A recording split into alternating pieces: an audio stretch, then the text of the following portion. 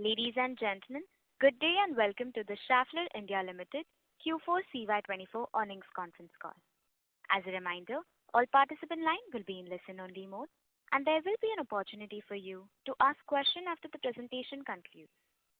Should you need assistance during the conference call, please signal an operator by pressing star then 0 on your touchtone phone. Please note that this conference is being recorded. I now hand the conference over to Ms. Gauri Kanikar. Thank you, and over to you, ma'am. Thank you. Good morning, everyone, and welcome to Schaeffler India Limited's earnings conference call for the fourth quarter and full year ended 31st December 2024. We have with us from the management today Mr. Harsha Kadam, our Managing Director and Chief Executive Officer, and Ms. Hardevi Vazirani, our Director of Finance and Chief Financial Officer. As always, Mr. Kadam will first take us through a short presentation on the results, after which we will open the floor for questions. Thank you, and over to you, Mr. Kadam.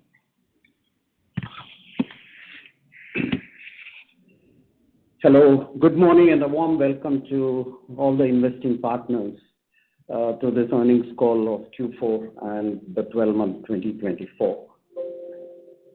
Let me take this opportunity to take you briefly through the presentation, but before that I would like to say that Q4 was quite a volatile quarter for us in terms of the business environment with a lot of uncertainty and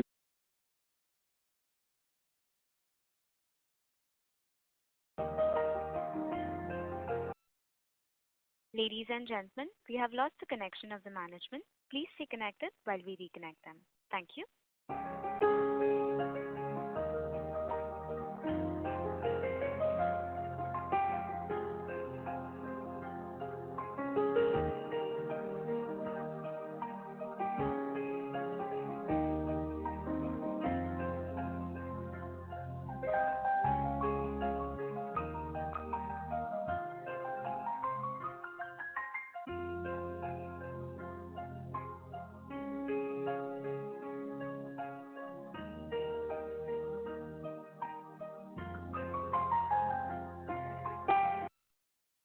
Ladies and gentlemen, thank you for patiently holding. The management is back on call. Sir, please continue. Yeah. Apologies for the small technical glitch. Q4 was a challenging quarter in terms of the business environment, and yet I'm happy to share the results that we have been able to get through. But before that, let me start my presentation by moving to slide 2, where I love to begin my presentations with recognition from the most important stakeholders for us, the customers. What you see on the slide is three awards that we won in the quarter Q4 from our customers. The first one from Daimler India Limited, and this was for the resilient supply chain that we were able to maintain in the quarter and for the entire year, and particularly we supply transmission products to the customers, and the customer recognized us for being consistent on our delivery. The second award coming in from the industrial space is from Nord Drive Systems. Here we had a project to digitally connect with the customers through electronic data interface to convert all transactions from a manual mode to a digital mode, and this was successfully implemented over the year, and which the customer has recognized us for the valuable contribution that this is a true value add in our business transaction. The third is also again from the industrial space, an award given to us by Voigt Turbo Private Limited for excellence in new product development, which we were actively engaged with in developing some new products for them, which the customer has actively recognized. Now, these awards are the testimony to our concerted effort keeping the customer at the center of everything we do, and we will continue to build on this in the coming years as well. With that, I move to slide number 3, which briefly I would be covering 3 broad areas, the economy and the industry. I would also touch upon the business highlights for Q4 and the 12-month period, plus the financial performance for Q4 and the 12-month period. Moving on to slide number 4. What you see on the slide is the economic performance in the country. The Q4 estimates that are coming out is the India's GDP growth rate would be in the range of about 6.8%. This is coming on the back of good manufacturing output in the last quarter that has started to show signs of rebound, particularly driven by a healthy run coming from the metal industry sector, metal products, and a rebound coming from the also riding on the back of the festival season demand on consumer goods, which is showing a good trend in the right direction, which is also reflecting, as you can see from the index of industrial production. You see an uptick in the last quarter going up to 4%. And this is again coming on the back of good movement that we are seeing in the power generation as well as in the raw material sectors of the industry. Automotive sector, which was in the third quarter, had a degrowth, bounced back, and as you can see over the preceding quarter, grew 4%, taking the annual growth rate to almost 3% at an annualized level. One cause of concern, obviously, in the country has always been the food inflation. And as you can see, the consumer price index too creeped up to 5.6 in the last quarter, while the Reserve Bank of India has been trying to get its hands around and contain it within the manageable levels. We still have seen this is an area of concern. We move forward to the next slide, slide number 5, where I will talk a little bit about the core sectoral performance. What you see here is the growth of each of the core industrial sectors, starting with cement production in the country. If you look at the last quarter, you will find the dark green bar, which is for the year 2024, clearly shows an uptick over the previous year, same period. And overall, the cement production in the country has demonstrated growth of about 4.5% over the preceding year. Steel production, which has a pretty heavy weightage in terms of the economic contribution at 17.9%, also grew at 6.6%, especially in the last quarters. You would have seen, you can see a consistently strong, better production numbers coming out in the steel sector. Talk about coal.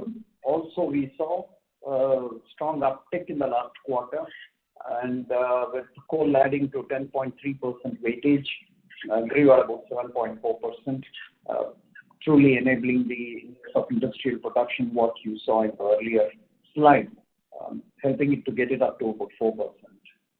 Talk about energy, electricity generation in the country, wherein the contribution weightage is about 20%. Here again, we have seen better performances month after month compared to the same period last year, clearly indicating the manufacturing sector did pick up in the last quarter. Now that said, let me move to the next slide, slide number 6, which throws some light on the automotive sector. And what we are seeing here is the two-wheeler, the first chart, which grew at 15.5%, a strong growth this year compared to last year. And what you see is a business cycle dip in the last quarter, which happens every year, and that is the business cycle that the two-wheeler sector follows. Passenger vehicle, on the other hand, which had a sluggishness in the third quarter of last year, picked up in the fourth quarter, and as you can see, registering a growth of almost 4.9% compared to the last year. Commercial vehicles still remains, muted, as you can see, 4.8% negative, while it picked up the last 2 months in the last quarter, but overall at an annualized level, it is still below last year numbers. Tractors, on the other hand, did show some resilience and started to pick up, particularly in the last quarter. We have seen some strong demand coming back in the tractor segment, which helped us as Schaeffler to also, hold on revenue positions in a much better position than in the previous quarter. I move to the business highlights now, and I'm on slide number 8. What you see on the slide is in the quarter Q4, we were able to bring in a sales revenue of 2,082 crores into the company, which is a clear 12.2% better performance than the preceding quarter of last year, Q4 2023. However, when compared to Q3 of the third quarter of 24, we remained kind of flattish with just a 0.5% growth in terms of revenue.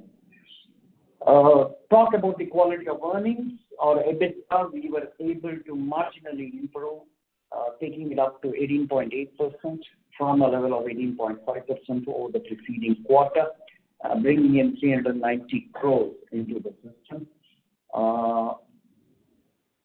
Resulting in a profit after tax of 249 crores, which was at 12%, which was marginally shade better than the preceding quarter.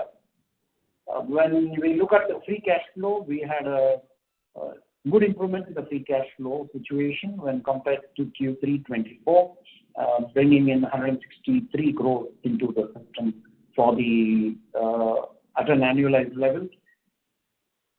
On the capex, we were judicious in our capex spending, which I will come to in the subsequent slides, fundamentally driven by the muted response of demands coming in from the export market.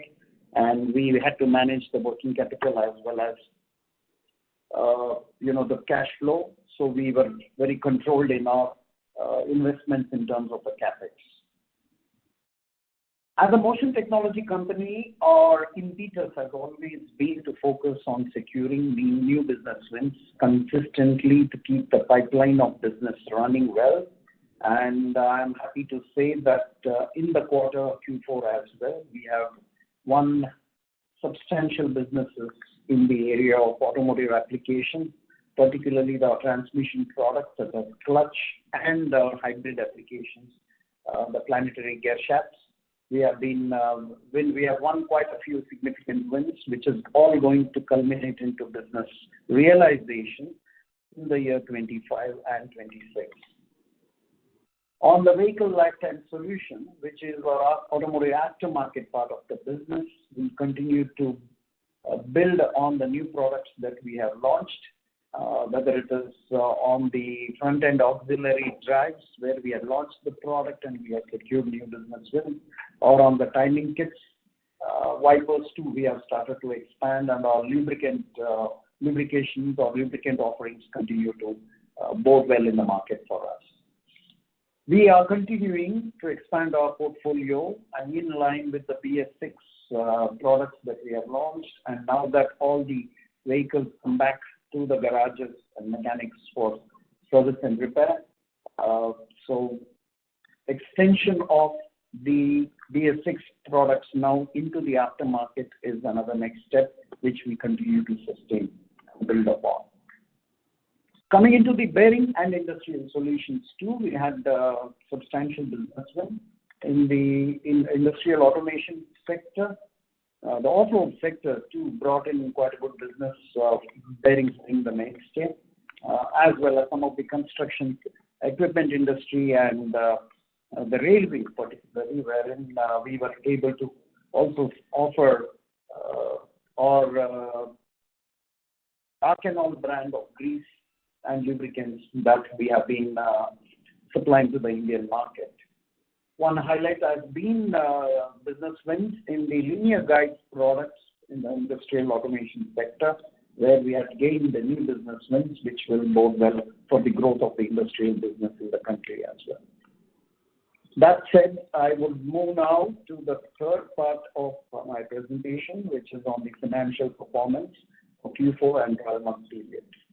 I am on slide 11, and when one looks at the revenue from our own operation, compared to the previous year, 2023, we were able to grow year on year at 12.2%, taking the 12-month revenue to 8,076 crores, as against the 7,226 crores in 2023.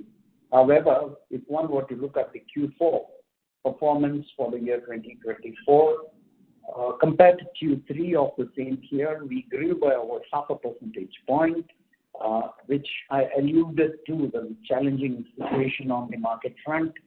Yeah. And if I can throw some light on the revenue split, please refer to the revenue bridge below.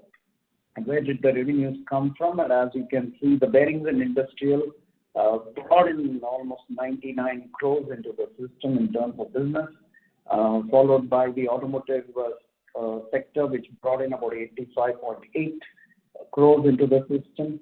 And we also see the exports also came back. We saw upticks in the export in the last quarter, which brought in close to 50 crores. Our vehicle lifetime solutions saw some muted demand, and we are seeing some shift of businesses from the pure aftermarket business towards the OES part of the business.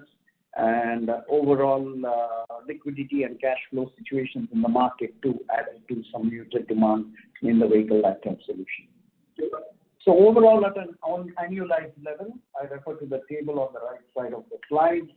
As you can see, our automotive technology part of the business, for a 12-month period, we were able to post a double-digit growth of 11.3%, while the vehicle lifetime solutions grew at 3%, and the bearings and industrial solutions, we grew at about 14.3%, and exports, which was a challenge in the first two quarters of last year, also came back in the last quarter, delivering almost a 23.5% growth over the preceding quarter of the last year, and what you see is at a 12-month period, 11% growth. We pride that we have a good balance of the business mix, and we continue to hold that, as you can see. Bearings at 44%, and the automotive technologies and the lifetime solutions put together at about 43%, and exports, which is hovering around 12 to 14%. I now move to slide number 12 and talk about the earnings quality. So as I said earlier, in the Q4, we were able to deliver an EBITDA of 18.8%, which was certainly better than the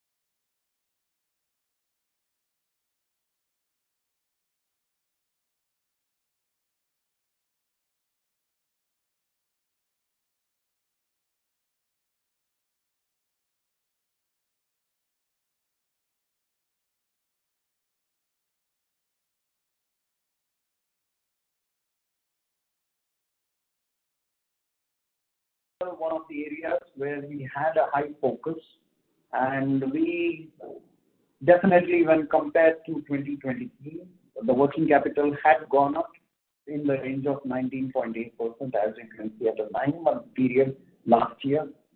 We were able to improve that by getting it down by 0.8 percentage point to 19%.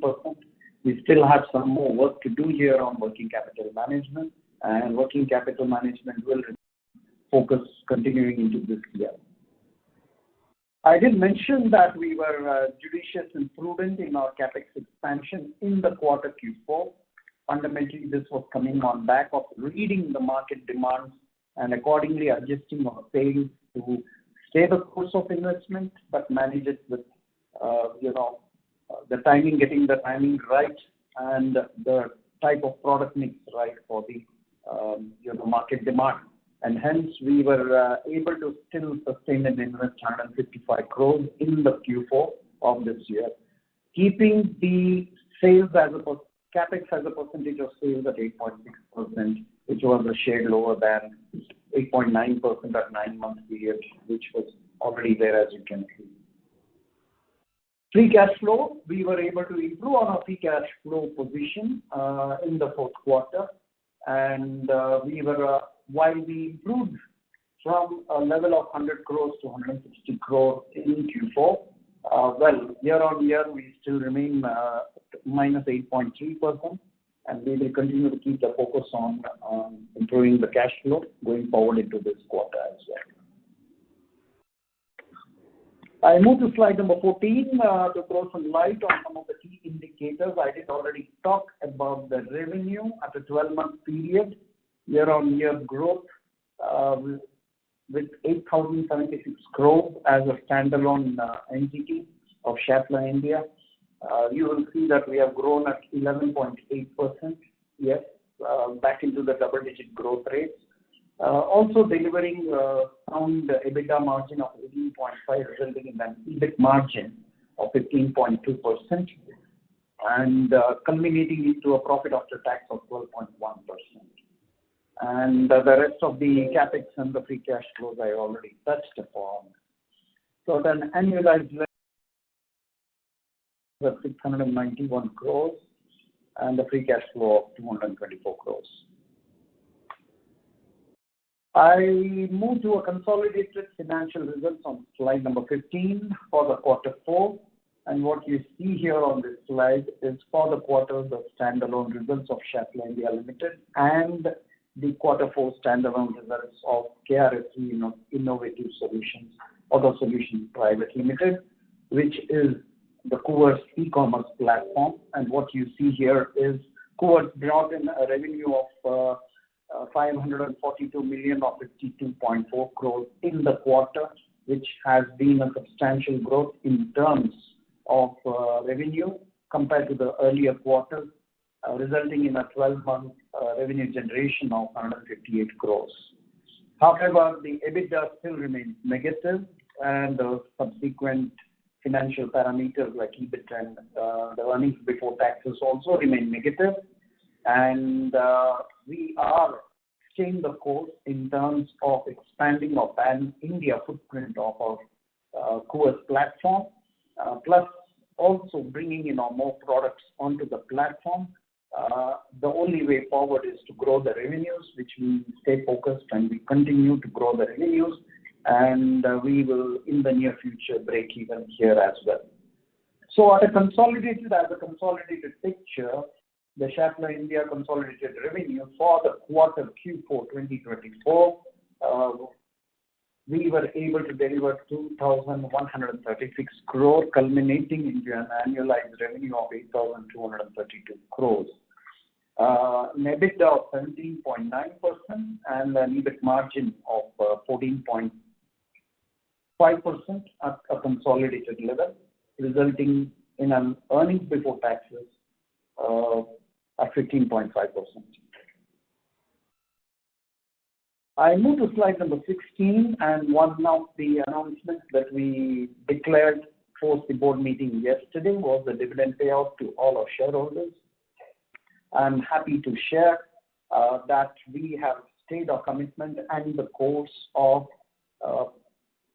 announcing a dividend payout ratio between 30 and 50%, and we have announced 45% payout, resulting in 28 rupees per equity share, which was compared to last year, which was at 26 rupees, has been an improvement in spite of the challenging market environment that we have had in terms of our revenue growth.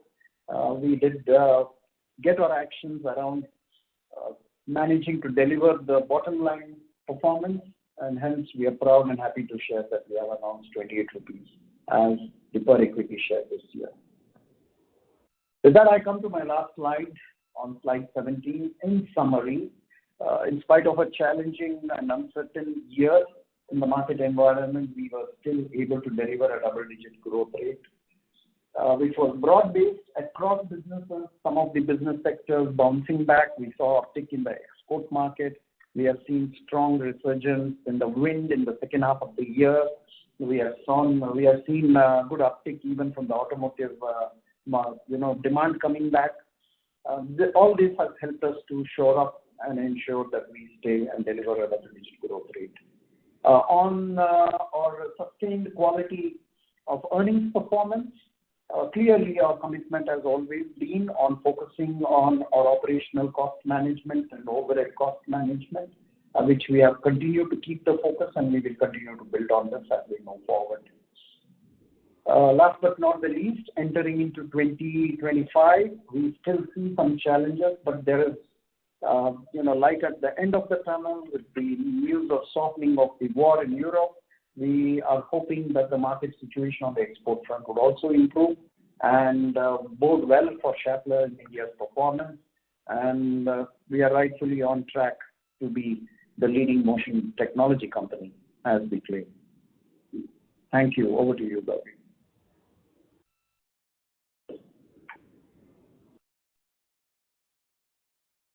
So should we begin the question and answer session?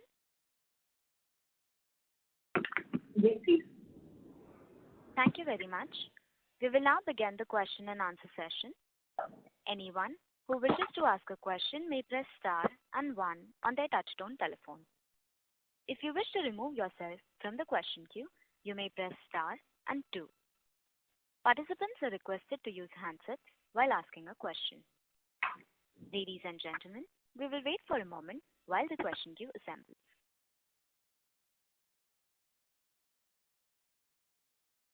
The first question is from the line of Harshit Patel from Equirus Securities. Please go ahead. Hi, thank you very much for the opportunity. So, firstly, could you give us an update on the e-Axle project? Have we started commercial production of this, and where are we in the localization journey of this particular solution? Yeah, thank you for the question. And yes, rightfully, we have started to localize the e-Axle production. We have started to bring in the machines in a phased manner, and we are staying the course in terms when it comes to our investment plan towards localizing the product here in India. What we are waiting for is our customers also to now launch the products so that we begin to see traction in the marketplace. And we are hopeful very soon we're going to see our products on the roads. Understood. Sure. So, secondly, you mentioned that you have been rationalizing the capex because of the slightly muted demand environment. So, just wanted to check what are our capex plans for both CY25 and CY26. So, I understand that we have incurred quite a lot of heavy capex in the past 4 to 5 years. So, will we maintain the same run rate, or now there will be a moderation in the overall capex that we will do? So we will be moderating it a little bit, but not so much that it will reduce significantly, like to 50% level or something. So we are having average capex over last 4 years of 500 crores. It will be slightly lower than that, like 10-20% lower than that per year. Now the focus next 2 years is on capex efficiency, that whatever we have invested, we want to realize to the full extent possible. Understood, ma'am. Just lastly, if I can squeeze in one more question, could you give us a broad mix of CY24 revenues of bearings and industrial solutions segment in terms of two-wheelers, EVs, raw material sector, wind, railways, power transmission, as well as aftermarket?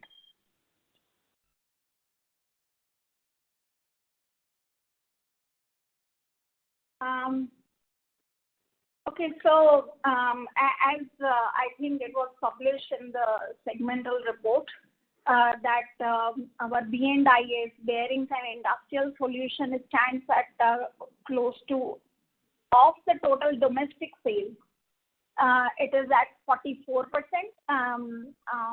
Total revenue, it is 44%. But if we don't consider intercompany, then it is 51%. That is bearings and industrial solutions. And if we talk about engine and transmission, then within the domestic sales, that is 39%, and vehicle lifetime is 10%. Understood, ma'am. But ma'am, what would be the contribution of segments like two-wheelers, PVs, raw material, wind, railways within the bearings and industrial solution? Because this segment is the amalgamation of so many end-user industries. So if you could give us some flavor on this, that will be very helpful. Yeah, so the quarter-on-quarter, the range differs, but overall range for wind is 15 to 20%. Rail is between 5 to 10%, industrial distribution between 30 to 35%, two-wheeler and off-road between 20 to 25%. Understood. Perfect. Thank you very much and all the best for the future. I'll come back in the question. Thank you. Thank you. The next question is from the line of Krupa Shankar from Avendus Spark Institutional Equities. Please go ahead. Hi, good morning, and thank you for the opportunity.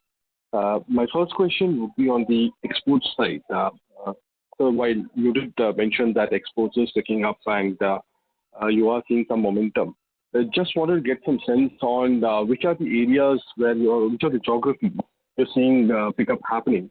And while I look at it from a run rate standpoint, it's at around 260 crores. We had touched about 300 crores per quarter revenue from exports about a couple of quarters back. So are you seeing a steady run rate of touching 300 crores as the first milestone, wherein which you will probably mention that exports has come back to its normalcy level? Yes, if exports come back to normalcy, then we have capacity to cater the export market for 300 crores per quarter. And we are expecting that it is likely to return this year if the geopolitical situation is brought under control, and which is in the news also. So 300 crore would be achievable kind of target for us per quarter. Right. And what you see is just a moderation or a course correction that was required because of the slowdown in demand from Europe, which is the main market for us. But however, that does not mean that we're going to keep the investments at these levels. We are hopeful and optimistic that with the changing geopolitical situations in Europe, the demand certainly would come back to the days of the last year, which we saw in 23, and very strong demand coming in at that time. And we hope that the demand comes back and we will get up accordingly. Got it. Would it be possible to share the contribution from each end market? For example, what would be exports proportion to Europe, US, and other geographies? The top four, if I can share, please. I think, normally our exports are to the US, to Europe, and to the eastern part of the world, the Southeast Asian market, and a little bit of it to China as well. I would say predominantly 80% would be in Europe. The rest is split against all the other countries. Understood. One more question from my side, something on the reporting side. In the segmental financials of the consolidated numbers, there's been a restatement in the calendar year 23 numbers. Just wanted to get a sense, but that restatement is not visible in the standalone financials. Is there any change with respect to reporting? And no, so the consolidated financials of 2023 had Coovers only for the last quarter because we acquired it in September. Right, ma'am. So with respect to the reporting, if you see the CY23 numbers for the consolidated segmental, it shows that automotive technologies has declined on a 10% in CY24. Something probably. So we had announced. Also, there was a note in the financials that auto bearings have been regrouped from automotive technologies now to B&IS. The bearings and industrial solutions. So this was the internal regrouping which was done. So if that change you will see in consolidated as well as in a standalone. All right, I'll take it offline then. I think so. But after the reclassification, it shows that automotive technologies has declined 10%, and bearings and industrial has grown by 40%. Probably, I'll probably take it offline on this question. Thank you for answering the question. In auto technologies, there is a double-digit growth over last year, as well as in bearings and industrial solutions. Gauri, you can connect with Gauri. She will give you the details. Thank you. I did mention, I want to make a small correction. I did mention our majority of the exports, 80% is to Europe. It is 60% and not 80%. I just want to stand correct. Thank you. Before we take the next question, a reminder to all the participants that you may press star and 1 to ask a question. The next question is from the line of Pramod from InCred Equities. Please go ahead. Yeah, thanks. So other than the coming to the export side, where you talked about Europe war should be a tailwind for you, how do you look at the currency depreciation which has happened? How does it compare you versus the peer set of the Schaeffler? And does it give you more scope for growth in the coming years? Currency, if the US dollar becoming stronger, is that impacting it? Okay. So yes, when it comes to 60% of our business with Europe is in Indian rupees. So it does not impact us for this part of the world, that is Europe, where the export as well as import both is in Indian rupees. When it comes to USA, we have only close to 100 crore worth of less than 100 crore, and I think appreciation or depreciation by 5-10% is not going to impact much. I would say the dollar strengthening is not making an impact on our export business. Sure. Thanks. And the second one is with regard to KRSV. How much timeline you think will be required to turn it around on EBITDA or accelerate the momentum? What are the key factors to look at for this business? Well, this is a new business for us, and we believe we will need at least another 2 to 2.5 to 3 years for us to kind of, bring this business to a substantial level of financial delivery happening. And we have a clear strategy in place as to what needs to be done to get there. The time is required more from an execution point of view, because when we acquired the company, it had a very localized presence of Bangalore and Chennai, which we have now started to scale up across India, and that takes time. Sure. And sir, the last question is with regard to the Auto Expo, where you had a detailed display of your products, especially new ones like e-axles. What's the client reactions where you found more business opportunities for the next 2 years, 3 years timeline? Any thoughts on the same? Yeah, I must say the portfolio of products that we have showcased at Bharat Mobility this year derived tremendous positive response from a number of customers, specifically from our OEM customers. And I was there in the stall, and I had a first-hand experience of our OEM customers walking into the stall and understanding and acknowledging our capability as a system-level player, since we were able to showcase our capabilities in offering a coaxial e-axle, 3-in-1 e-axle, or at the same time an off-axis e-axle solutions to the passenger vehicle segment. Apart from that, of course, we had a plethora of products, electronic products, which were displayed there. With the merger of Vitesco globally, we now have the capability to offer power electronic solutions, thermal management modules, or battery management systems. With a lot of sensors and data acquisition diagnostic sensors that are there. So this kind of opens up the game for us to play at a next higher level, which was very much visible and evident in the Bharat Mobility. I must say the response has been pretty good. We have started to get very positive responses from our customers as such. And there are a few project openings which we have begun to explore post the Bharat Mobility already. Sure, sir. Thanks and all the best. Thank you. Ladies and gentlemen, you may press star and 1 to ask a question. The next question is from the line of Himanshu Singh from Baroda BNP Paribas Mutual Fund. Please go ahead. Yeah, hi, sir. Thank you for the opportunity and congratulations on the good set of numbers. So just wanted to understand on the aftermarket side, so why did we see a decline and how do you see this segment ramping up post your more focus from on the BS6 product portfolio? There are a couple of reasons for that.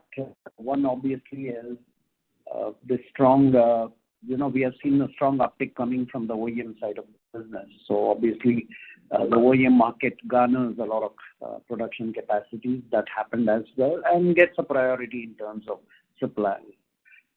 This is something we want to redefine going forward. We are working on that.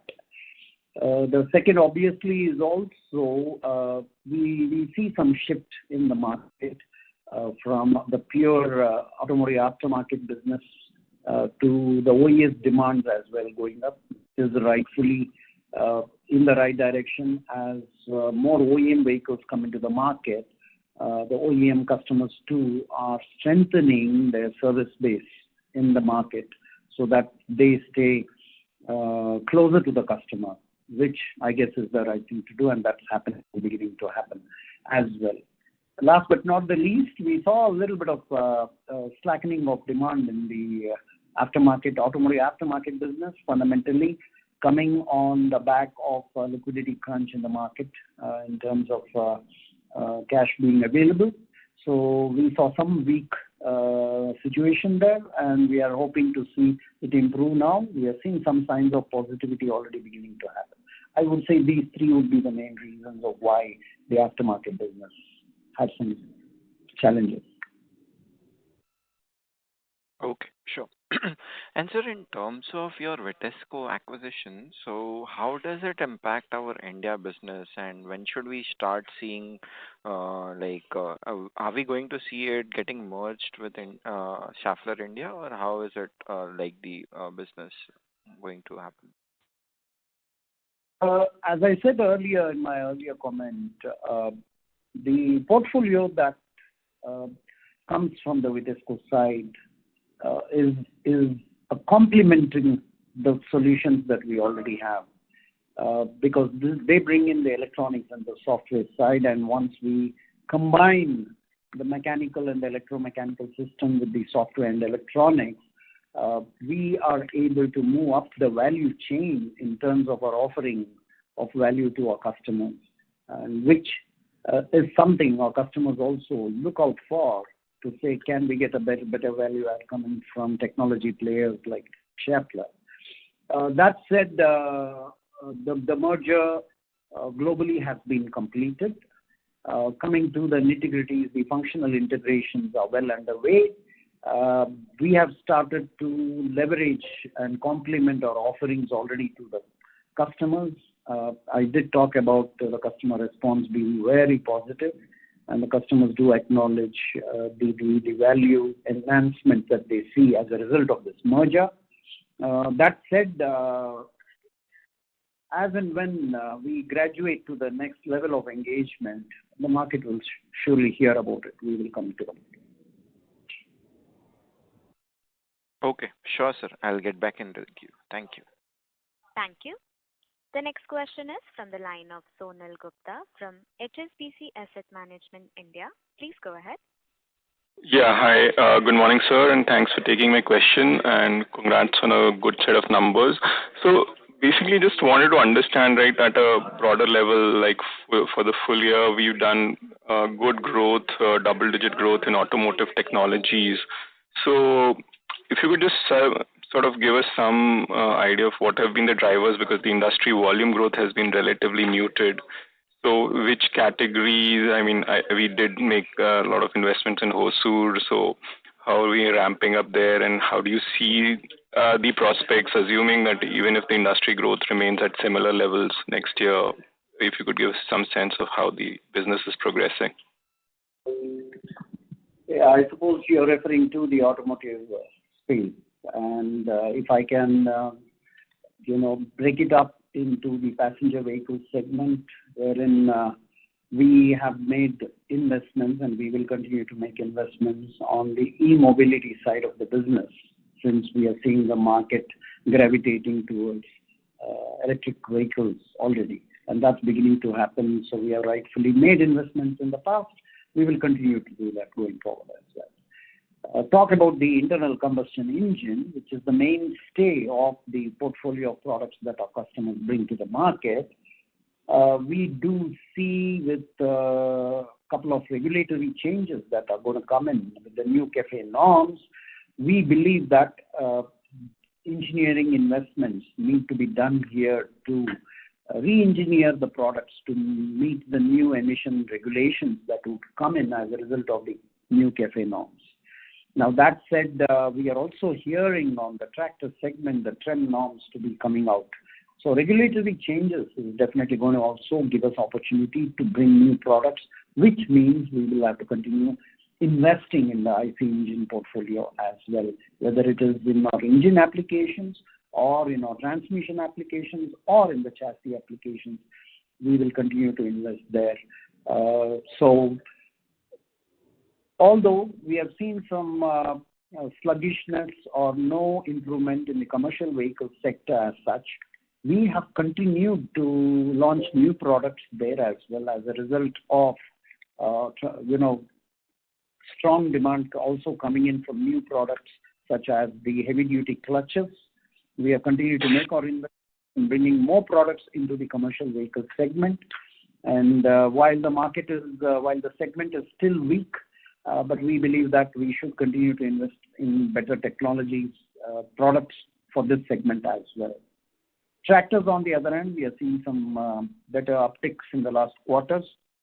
And I guess it was only in the Q4 that we saw some drop in numbers. Fundamentally, it's because of a business cycle that it follows. But however, here again, with the new trend norms that they have been talking about, we believe that we have the opportunity with being a motion technology company, we have the opportunity here to re-engineer our products to cater to the new regulatory needs from our customer side. That is something we will continue to work upon. Got it, sir. So just on the EV side, is that a meaningful portion for us right now? Other than the e-axle, are there any offerings that we have in this space? I would say yes. It's not just about e-axle. The e-mobility would also mean we are working with our customers on battery management systems, on thermal management modules, and various other products. We are already supplying to them a variety of sensors, be it the NOx sensor or the NOx sensors and so on. So we are already there. So we will continue to build on it. As I said, with the regulatory changes coming in on the IC engine side, I believe that the need for more innovation is going to happen even on the e-mobility side as well equally. So we are the portfolio of products that we have today is catering both to the IC engine as well as to the e-mobility. And definitely it's not just at a system level that we are operating at. We also work with our customers on. Got it. And so just on the two-wheeler side, right, there was a press release recently and where we talked about we're looking at more offerings again on the e-two-wheeler side, and that two-wheelers and three-wheelers is really the segment where we're seeing the EV penetration happening. So, can you share something there in terms of how we're looking to capture some of the growth in the EV space in that segment of the market? Yes. As you know, the two-wheeler has been the fastest segment to adopt electric vehicle technology with almost close to 30% that is all going to be electrics already. Now, that said, we definitely have the capability and competency now to offer the electric mobility technology to the two-wheeler segment as well. And we are already present by offering a number of electronic solutions and sensors, which I talked about earlier, to the two-wheeler segment and two-wheeler customers. We are already doing that. However, we are also now gearing up to penetrate the electric two-wheeler space with our system-level offering capabilities that we already have. What we also see is many of the OEM brands prefer to develop their own technologies in-house as well.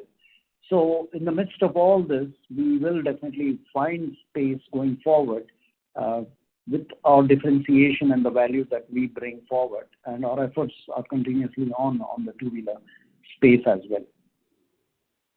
Got it, sir. And just lastly, could you share what's wind as a percentage of our overall revenue? I mean, like how much is wind? So within the industrial bearings and industrial space, it is 15 to 20%. Okay. Got it. Sure. Thank you. Thanks for taking. Thank you. The next question is from the line of Ankur from HDFC Life. Please go ahead. Yeah. Hi. Good morning, sir. Thanks as always for your time. Just on the industrial segment, if you could touch upon, how are you seeing demand kind of shape up, across some of your key verticals, wind, rail, process, and the context really is, are you seeing any slowdown there in any of these segments? I remember wind, of course, has started to do well for the last few quarters. So that's my first question. First things first, we have seen the industrial business do very well in the last year. Almost all the industrial sectors have performed well for us compared to the previous. Yeah, that's some of the strong performance obviously came in from the raw material sectors, as we call it, which is core processing or metal industries as such. And we have also seen good uptick coming from part of the business. Yeah. Our focus has been on the industrial distribution business. We have done some good work in the last year by launching new programs, which are bringing in more organized and structured way of working with the distributors or distributors. And of course, that's only going to enable us to become more efficient in our distribution business. And I'm hopeful that coming into 25, we will see a stronger performance in our distribution part of the business as well. So all in all, we are also seeing a good uptick coming from the construction equipment industry. Obviously, this is coming on the back of the infrastructure push by the government of India. And that is boding well for our business as well. The industrial automation or the machine tool industry too has seen some good performance last year with the demand for some new products like linear guides going up. We're seeing good traction there as well. I was in the Intex in Bangalore recently, and we saw very positive. Every OEM was talking about doubling the production capacities in the next 3 to 4 years. So clearly, the indications are the industrial part of the economy is also doing pretty well at a steady growth rate. And I don't see any reason why we as Schaeffler, being a motion technology company, we play in almost every segment of the industry. We will be able to definitely ride the wave as it develops. Okay, that's helpful. And also specifically on rail and, if we have any gaps there, where we were not qualified, any segments where we are now looking to kind of increase our market share, if you could help us. If I were to look at railway, even railways too did pretty well last year. We performed very good, I must say, in spite of some challenges on the specific product portfolios where we see that, definitely did slip a bit on some of the product portfolios. Now, what's happening is the Indian Railways per se themselves are transforming in terms of technology, in terms of comfort, in terms of reliability, in terms of performance, and that is helping us to bring more new products. And we are optimistic that even in the railways, we will play a stronger game as we move into this year. We have already got some approvals for some of the new products, and it's a question, and our investment in terms of capacity buildup for the new products is well on course as well. So both from an capacity investment point of view, as well as getting approvals from the customers, both are on track, and we are confident that in the railways segment as well, we see an improved situation in 2024. We will continue to see an improved situation going forward as well. Fair. And just a last question, if I may, given the outlook on, largely the auto markets being flattish to maybe a slight single-digit growth is what we are hearing from most OEMs as we head into, this calendar fiscal. Possible for Schaeffler to get into a double-digit growth given your market share gains, new products? So how are you thinking in terms of growth for this year on the auto side? I did mention that, one of our key focus has always been securing new products and new businesses.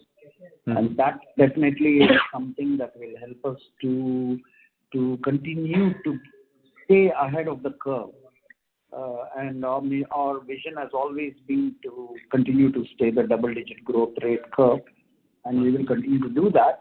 So one definite approach we adopt here is to secure the new business, which we share with you in the earnings call.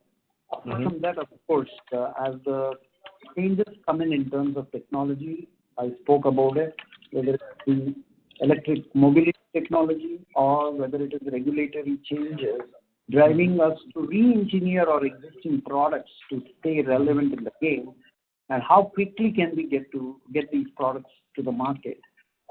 With both the capabilities and the strengths we have, I believe, are positioned in a much better way to play the game better, and we will continue to work on this strength. We will continue to play to our strengths in this area. Okay, fair. All right, sir. Great. Thank you and all the best. Thank you. The last question will be from the line of Salil Desai from Marshallus Investments Manager. Please go ahead. Thank you. So just a clarification on the... Sorry to interrupt, sir. I would request you to please use your handset. Hello, can you hear me now better? Yes, better now. Yeah. Thank you, sir. So my question is on the capex moderation. You mentioned that you want to kind of be more efficient with the capex already done, and maybe from a demand outlook point of view also it isn't as great as it earlier was. So this.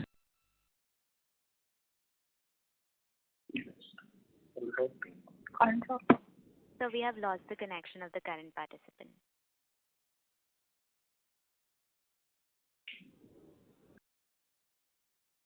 Ladies and gentlemen, you may press star and 1 to ask a question.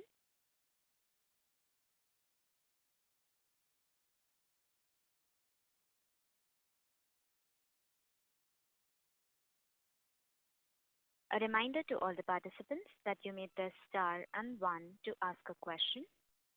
The next question is from the line of Samyak from Marshallus Investments Manager. Please go ahead. Yes, sir. Sir, I would request you to unmute your line and speak, please. Hello. Yes, sir. Please go ahead.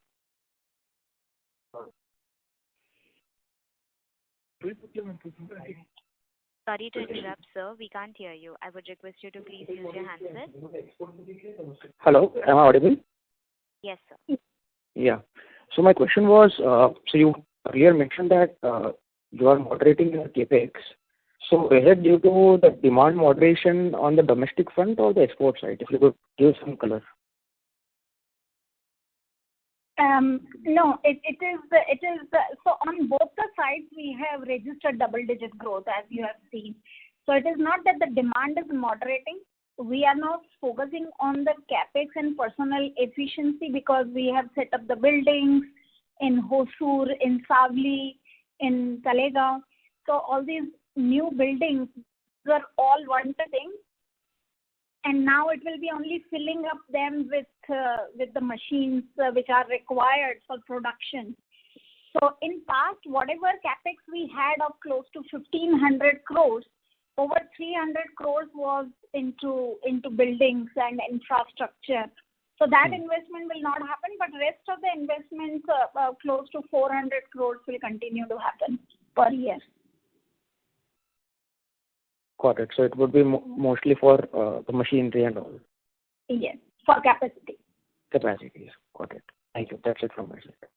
Thank you. The next follow-up question is from the line of Himanshu Singh from Baroda BNP Paribas Mutual Fund. Please go ahead. Yeah. Hi. So just one thing on the localization side. So where would we be on the localization front as of now?